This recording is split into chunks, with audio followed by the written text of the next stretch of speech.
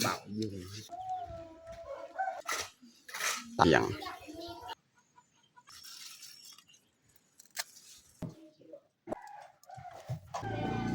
เลยเนาะ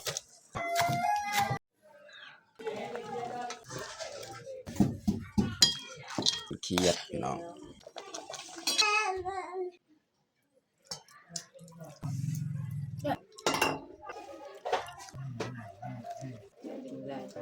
อย่าลืมกดไลค์กดแชร์และกดติดตามเด้อพี่น้อง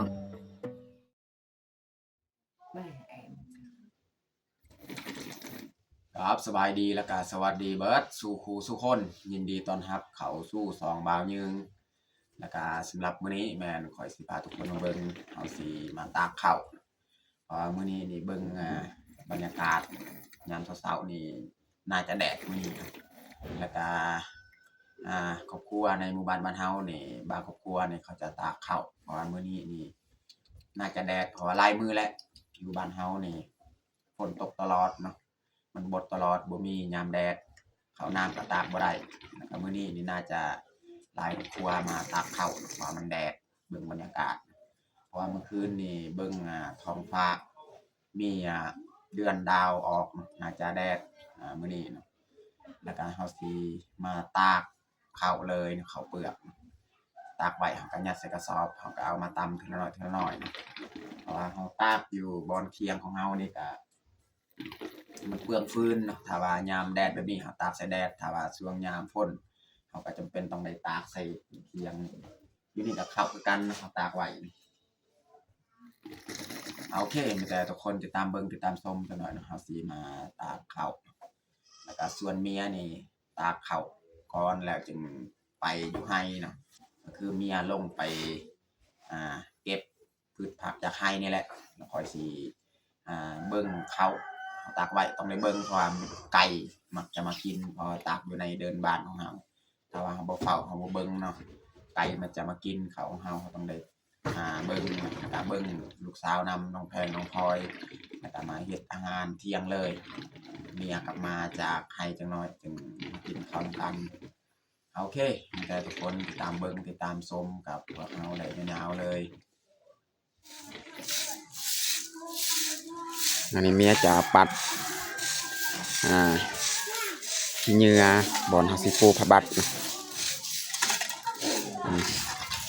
ต่างคนต่างกะเอาผ้าบัดยังมาปูเนาะตากข้าวเนาะมื้อนี้นี่เบิ่งบรรยากาศพี่น้องนี่น่าจะแดดเนาะแต่ตอนเช้านี่เมฆลาย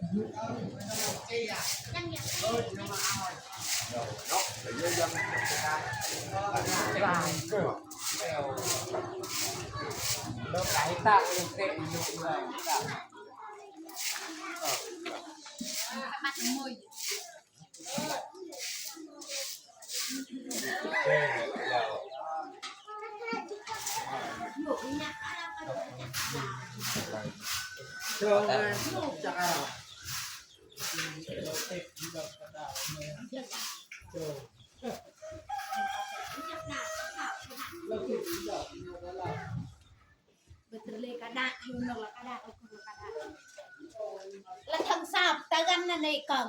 việc thằng sạp để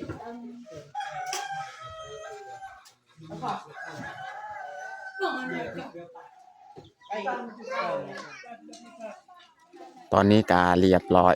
เอาปูผ้าบัดเนาะตาสิเอาเข้าแล้วก็มาตากเลย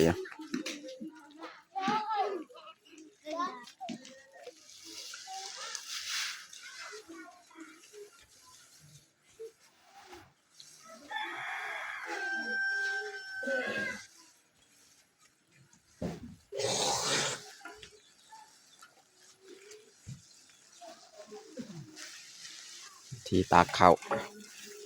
จะดึงรูดแบบนี้แหละ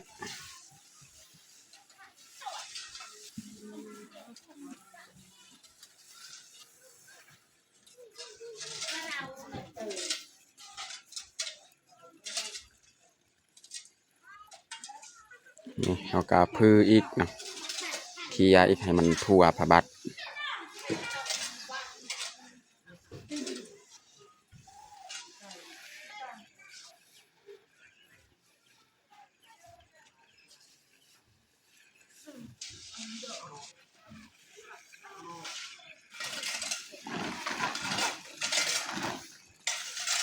ปะให้บัดไปเดี๋ยวกัก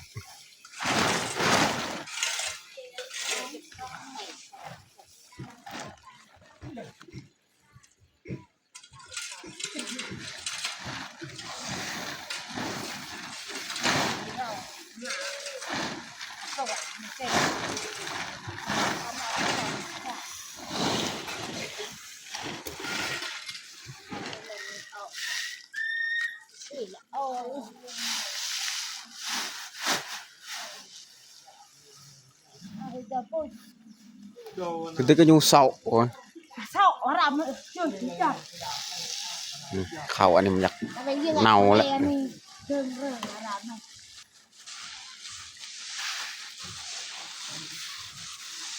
มันเป็นหมอกสีขาวๆนี่ đen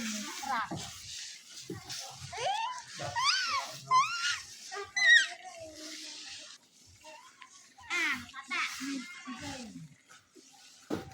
โอ้ยทางพุ่นเขาก็ตากเขาคือกันของเฮานี่ยังบ่ทันได้เอาลงเขาเพราะว่าแดดยังบ่ทันถึกบังเฮือนหลังนี้เนาะบัดแดดถึกฮอดนี้เขาจึงเอาลงจังหน่อย ไม่ไหลกะลานไอ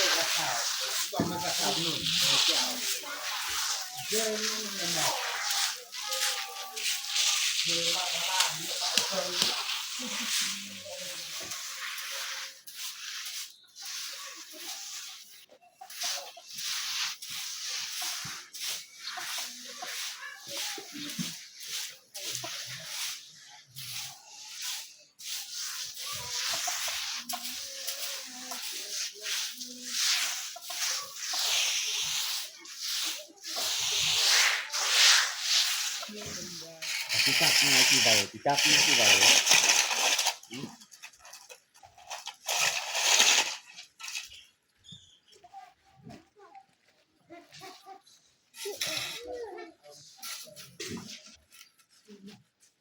Này là bảo dùng đâu.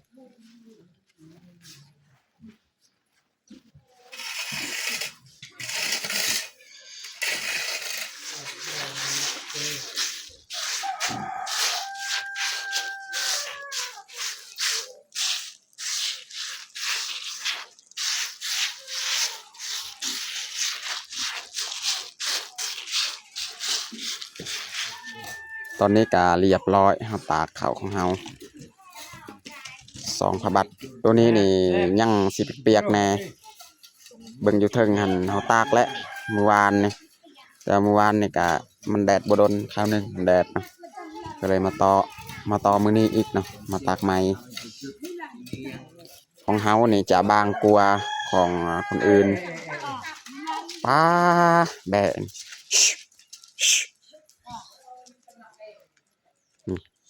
ทางพุ่นนี่ของข้าเจ้าเนาะ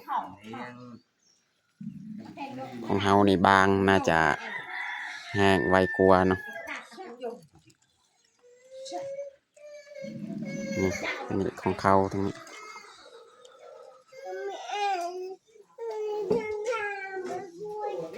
มีแต่เฮาจะรอท่าเบิง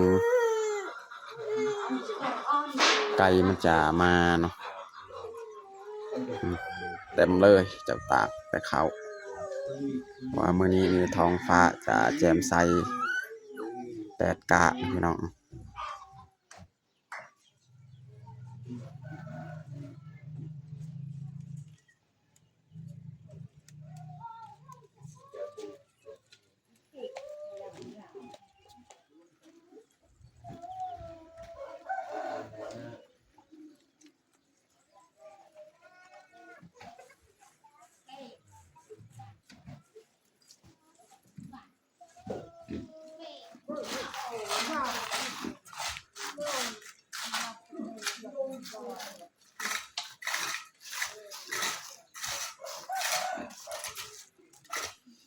ตากพริกพี่น้อง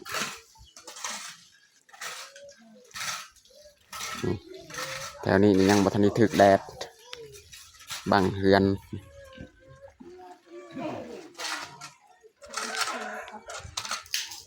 ตอนนี้ก็ฮอดเที่ยงแล้วพี่น้องเดี๋ยวเฮาสิมาเฮ็ดอาหารเที่ยงอีกเนาะฮอดเที่ยงหาเก็บพืชผักพี่น้องตาแม่นั่งเฝ้าอยู่นี่เบิ่งไก่เฮาสิลงไปเก็บผักก่อน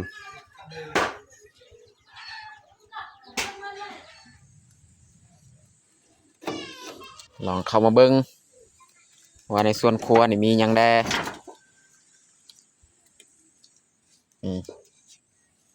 เพราะว่าฝนตกหลายมื้อพี่น้องเนาะผักที่เฮาปลูกกันนี่ก็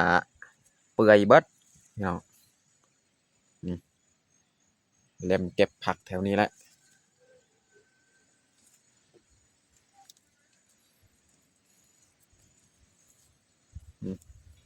มักเล่นอันนี้ก็เริ่มสิสุกแล้วอันนี้แม่นผักที่เขาปลูกใหม่นี่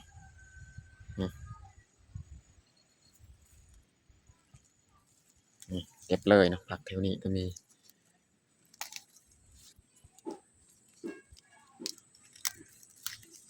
ผักกาดชอมดอก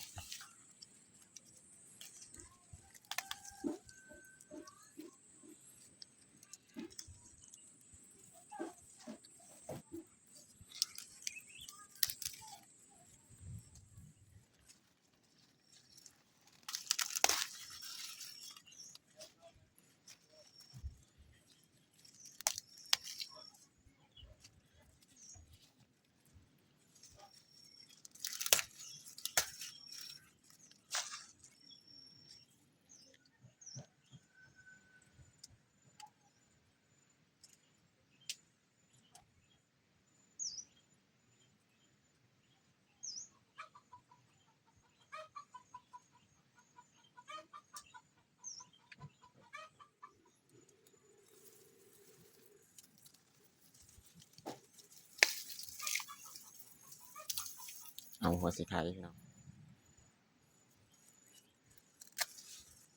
เอาใบขิงพี่น้องเอาส่วนใบก็ได้เอามาต้มเพื่อให้กลิ่นหอมพี่น้องตอนนี้เฮากาเก็บพืชผักเรียบร้อยนี่ลงไปเก็บผักกาดอยู่สวนครัวเนาะแล้วก็มื้อนี้เฮากะสิมาเฮ็ดป่นเขียดพี่น้องน้องเห็นป่นเขียดยังทันตายเนาะพี่น้องเขียดของเฮา เราซีลองเฮ็ดตามที่ FC เนาะบอกเพราะว่ามี FC เพิ่นบอกว่า เวลาเฮ็ดป่นกบนี่แม่นเราจะเอากบนี่ไปเผาก่อนเนาะแล้วจึงมาต้มใส่น้ำปลาร้านะพี่น้องแต่ว่าเบายิ่งจะบ่ใส่ปลาร้าใส่น้ำต้มเพราะปลาร้าเฮามันมีน้อยเนาะถ้าว่าเราใส่น้ำหลายๆปลาร้ามันจะเปื้อนเราต้องใส่ปลาร้าส่วนเขาตำเลยก็ได้นะพี่น้องบ่ต้องไปต้มใส่น้ำเพราะว่าน้ำที่เราต้มเราต้องได้ใส่หลายน้ำเนาะถ้าว่าใส่ปลาแดกน้อยมันก็สิจางพี่น้องเราจะใส่ส่วนของปนเลยเนาะก็ได้กันแต่ว่าเราสิไปเผาเนาะคือ FC เพิ่นว่าเนาะเอาสิไปก่อนเนาะนี่แหละเขียดที่เราจะเอามาเฮ็ดปนอาหารเที่ยงมื้อนี้เนาะ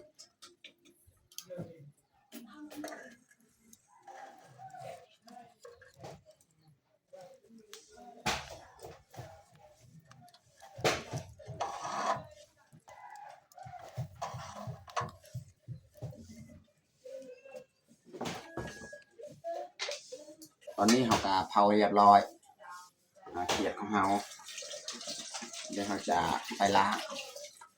ทำความสะอาดกันพี่น้องจะมาต้มพี่น้องเนาะเอาใส่มันออกเนาะ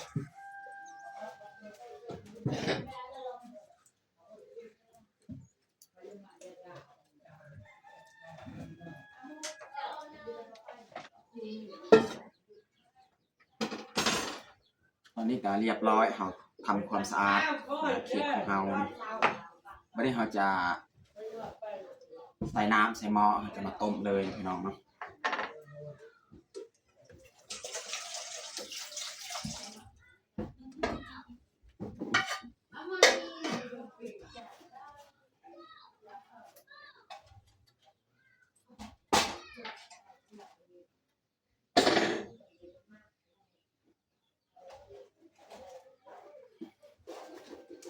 เฮ็ดอาหารถ้าเมียมาไปให้นะเมียลงไปเก็บพืชผักอยู่ให้บัดน้ำเดือดเขาจึงเอามาเขียดของเราลงเลยเนาะส่วนมักพริกกินยังเขาจะปีกเอาเนาะแล้วก็ลวกผักกาดจะหน่อย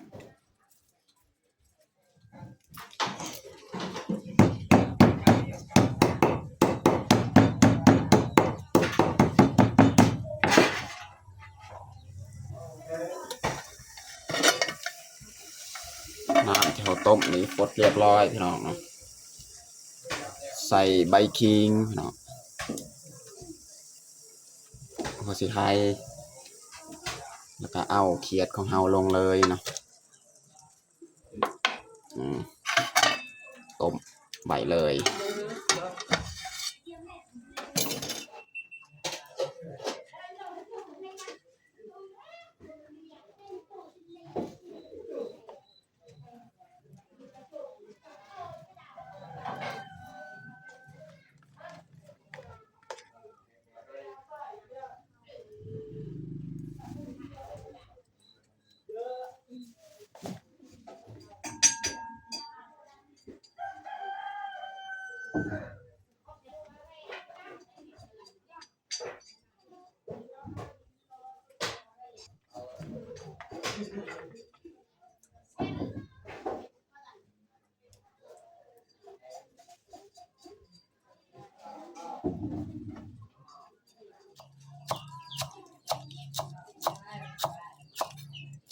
ซอยหอมเปรย์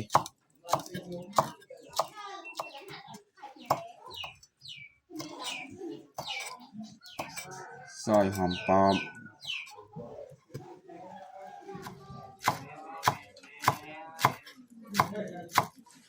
ซอยหอมบัว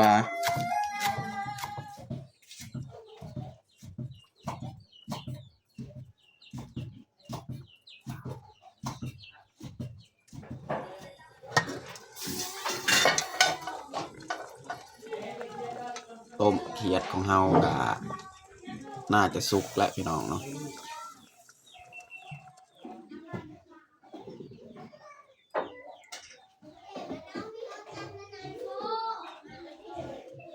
สุกเรียบร้อยเนาะ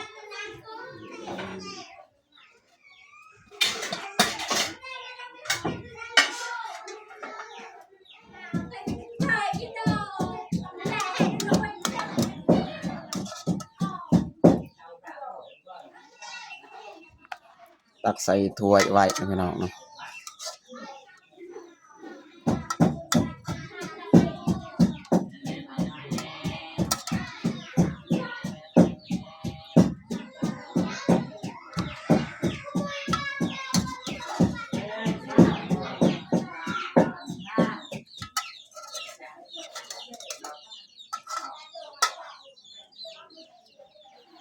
เอาใส่หัวสิไข่กับใบขิงนี่แม่นดับ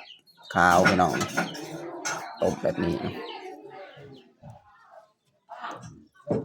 ปิ้งพริกของเฮาก็สุกเรียบร้อย เปียกนี่เขาต้มกับ ใส่หมักพริกกระเทียมหอมแดงนะพี่น้องเนาะแล้วก็ใส่เป็นนัว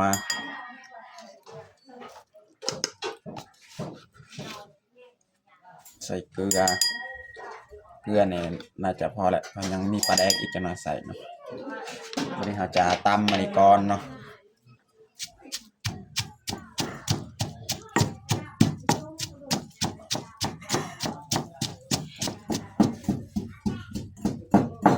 นี่มันหม้อเอาสีต้มผักนี่ว่าสีลวกผัก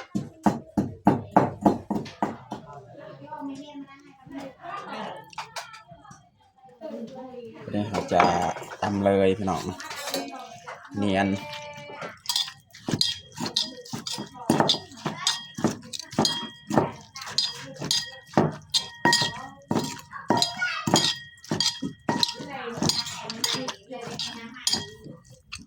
วันนี้ใส่ปลาแดกพี่น้องใส่ประมาณนี้แหละปลาแดกพี่น้อง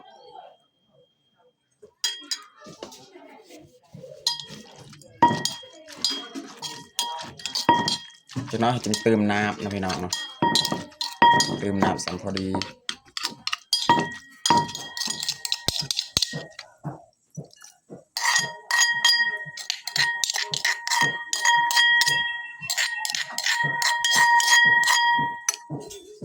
วันนี้เราจะใส่น้ำนะพี่น้องเนาะน้ำคือนี่แหละน้ำที่เราต้มน้ำตีนและใส่เข้าไปใส่น้ำสีละลายเนี่ยพี่น้องเนาะพอได้จำ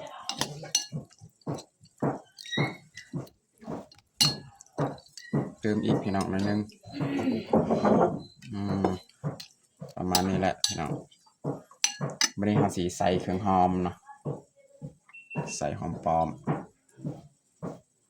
หอมเปรย์ปลาหอมบัวนี่เขาจะคนเลย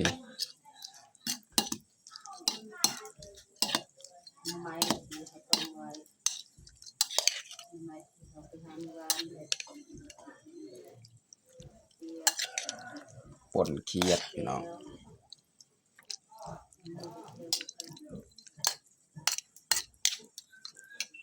น้ำที่เราต้มอันนี้ก็เดือดแล้วพี่น้องประมาณนี้แหละเอามาต้มต้นเพราะว่ามีต้มน้ำใหม่อีกต้มน้ำใหม่ตอนเช้า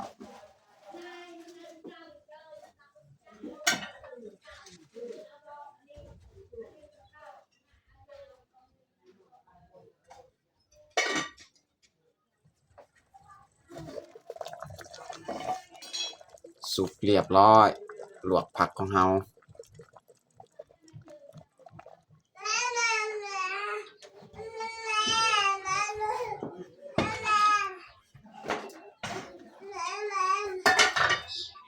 สุกเรียบร้อยพี่น้องลวกผักของเฮา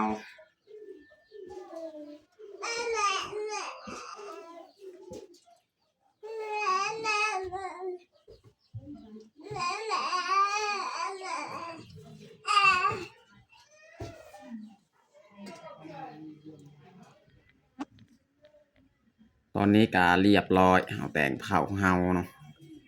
ป่นเคียดพี่น้องสูตรเบายึงเฮ็ดเนาะแล้วก็นี่แม่น้ำซุปนะพี่น้องเนาะ น้ำซุปลวกผักพี่น้องแล้วก็มีผักกาดดอกนี่ตัวนี้บ่ได้ลวกนะดิบแล้วก็ต้มหน่อไม้นี่ต้มหน่อไม้ตอนเช้า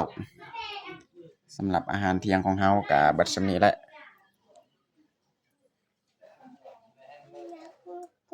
ตอนนี้ก็เรียบร้อยเฮาแต่งข้าวของเฮาบัดนี้เฮาจะลงมือกินข้าวเที่ยงเลย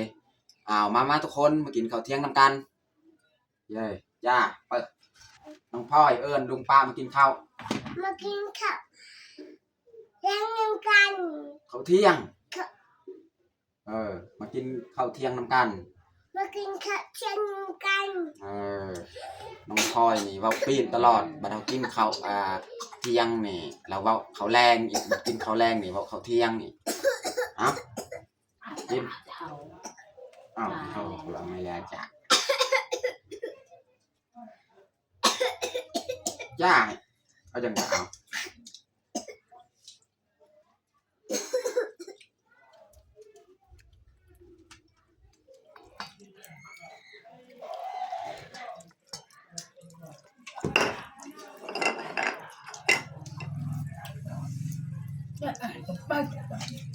โอ้ยอย่างนั้นห่า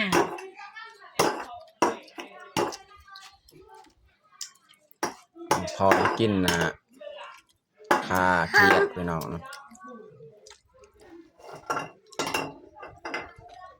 กับแบบ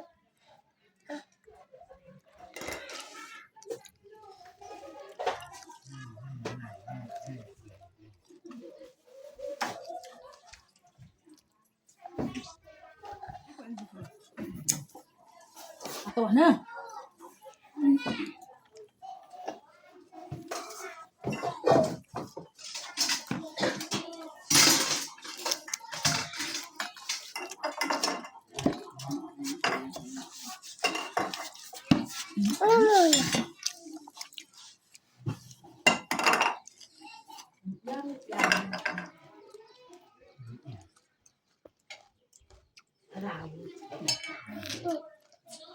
พี่แตกกินอะไรหรอเขาจะแหวกมื้อนี้นี่แดดพี่น้องดีแล้วมื้อนี้แดดคนในหมู่บ้านเนี่ยเจ้าเนี่ยพากันตากข้าวหลายมื้อแล้วมันบ่แดด